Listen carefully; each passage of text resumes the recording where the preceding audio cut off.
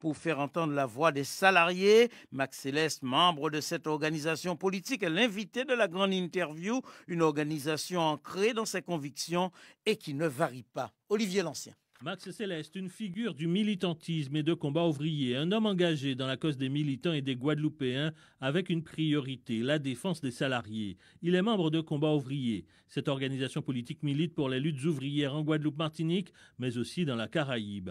Combat ouvrier est un bastion du communisme trotskiste révolutionnaire. Il ne se limite pas seulement aux échéances électorales. L'organisation est de toutes les mobilisations sociales. Combat ouvrier, c'est aussi un journal, un bimensuel au titre éponyme avec en une pour le dernier numéro, la région Guadeloupe et la collectivité territoriale de Martinique au service du grand patronat. Un titre choc qui fait référence aux dernières actualités. La défense des salariés est chevillée au corps des représentants de cette mouvance. Inlassablement avec Jean-Marie Nomertin, à la fois syndicaliste et candidat politique, la cause et les conditions de travail sont régulièrement mises en avant. Départementale et régionale 2021, la première au cœur du pays. 6h13 et l'invité de la grande interview de ce mercredi. Donc vous l'avez entendu, Max Céleste de Combat ouvrier, reçu par Olivier Lancien. Bonjour.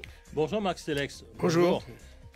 Vos préoccupations de campagne sont éloignées de celles des autres organisations politiques pour cette campagne des départementales et des régionales. Oui, tout à fait. Mais je voudrais rectifier quelque chose au départ. C'est que tout à l'heure, j'ai été annoncé comme tête de liste de Combat ouvrier. Je ne suis pas tête de liste de la liste Combat ouvrier. C'est mon camarade Jean-Marie Nomertin qui est tête de liste de Combat ouvrier. Alors effectivement, nous sommes à part. Nous ne sommes absolument pas du même monde. Des notables, des riches, des milieux aisés de la Guadeloupe. Nous sommes à part parce que nous sommes une organisation révolutionnaire communiste qui nous battons contre la dictature du grand capital qui, en fait, gouverne la France, gouverne la Guadeloupe et gouverne le monde. Donc, nous sommes effectivement dans un autre monde, hein, pas dans le même monde des notables. Et effectivement, parce que nous disons qu'actuellement, tout le monde parle de la Guadeloupe. Tout le monde est plus guadeloupéen que l'autre. Partout, toutes les listes se défendent la Guadeloupe, ceci, cela. Pour nous, il y a deux Guadeloupes. Il y a une Guadeloupe des pauvres et des exploités et une Guadeloupe des riches et des gens aisés. Et nous avons la Guadeloupe en deux parce que c'est comme ça ils font. Ils font socialement comme ça et donc nous avons politiquement comme ça parce que c'est la réalité. Nous ne sommes pas du même monde que M. Blandin, que M. Despointes, que M. Ayotte et que de leurs serviteurs politiques, c'est-à-dire les dirigeants des grands partis de gouvernement, soit M. Lurel, soit M. Chalus ou Mme Borel-Lincertin. Cette fracture de la Guadeloupe s'accentue ?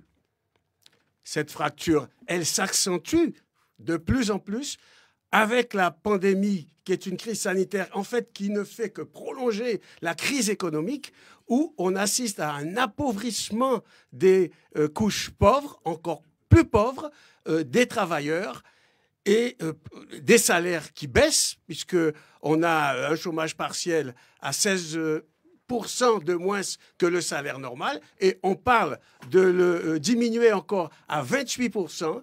Le salaire des travailleurs baisse, les revenus des classes populaires baissent, et à côté, on voit une manne financière, des plans de relance et des milliards qui sont accordés aux capitalistes, aussi bien locaux qu'en France. Et là, on voit tout à fait la différence. Les classes populaires sont en train de plonger. Et nous situons dans ce camp-là. Et nous voulons faire entendre le camp des travailleurs, leurs cris et leurs revendications.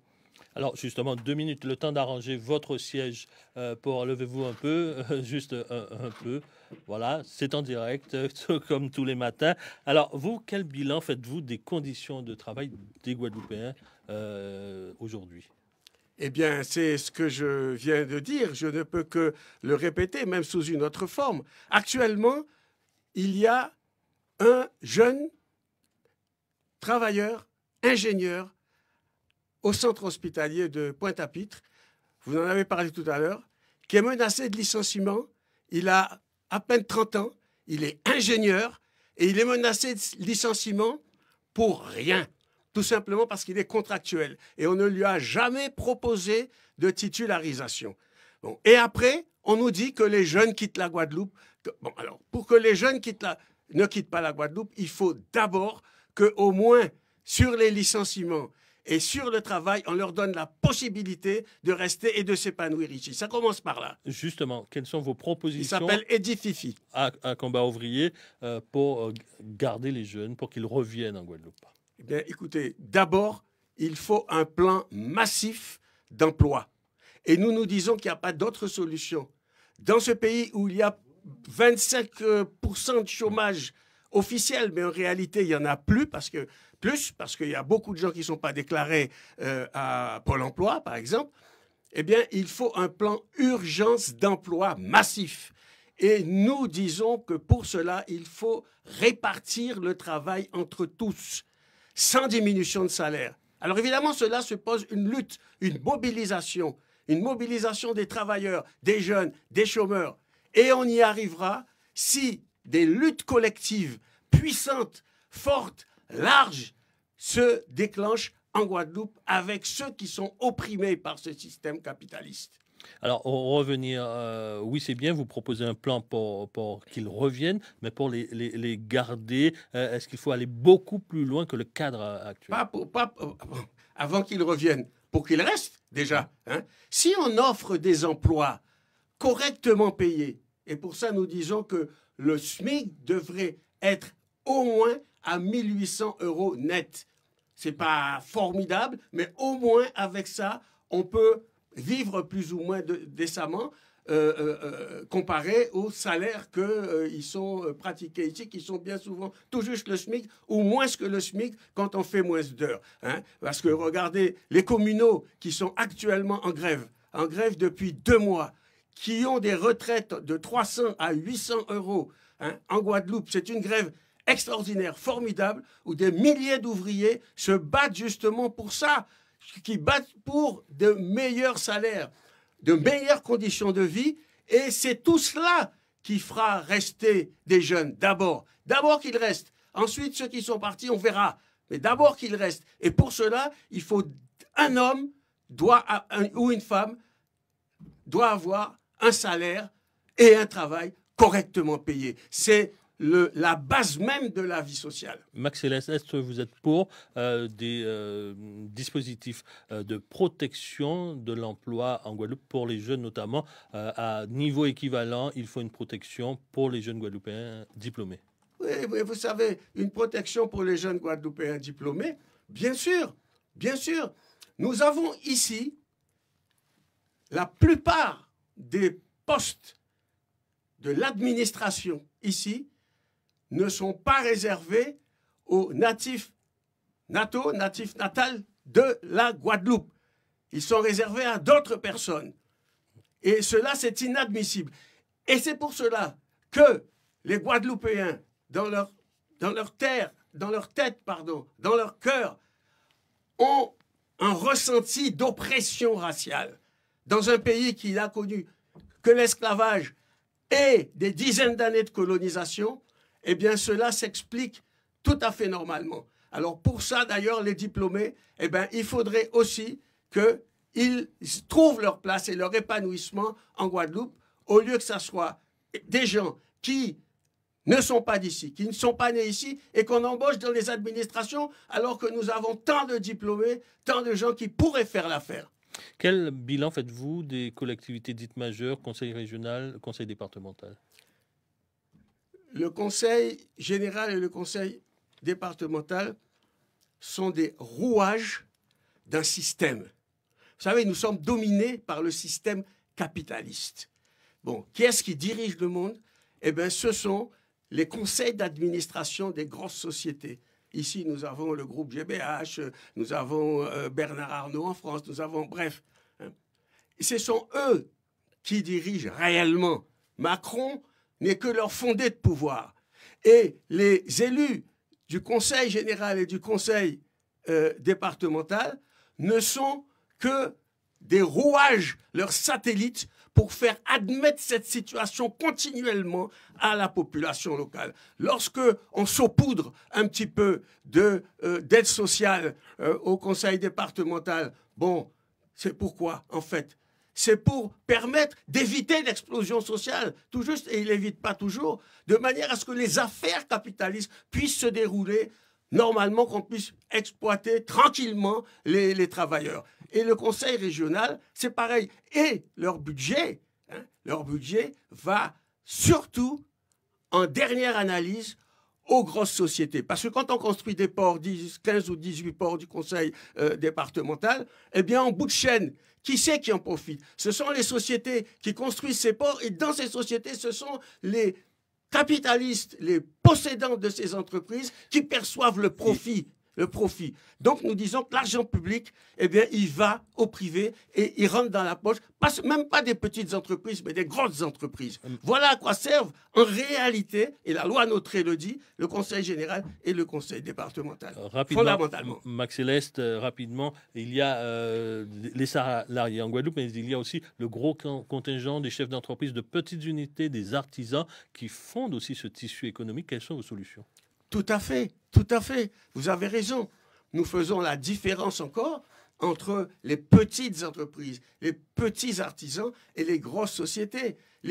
Même les petits planteurs de bananes, ils sont étouffés par les gros planteurs qui reçoivent toutes les subventions, puisque les subventions sont indexées sur les tonnes de bananes qu'on récolte. Donc forcément, les petits n'ont rien. Et le conseil régional a voté pour, à partir de 2022, plus de 4 600 000 euros de subventions aux planteurs de bananes. Et les 41 conseillers généraux, à l'époque, ont voté tous comme un seul homme. Voilà où va l'argent. Et donc, il faut un contrôle populaire sur cet argent public. L'argent public est détourné légalement, parfois illégalement, mais détourné légalement. Départementale et régionale 2021, la première au cœur du pays.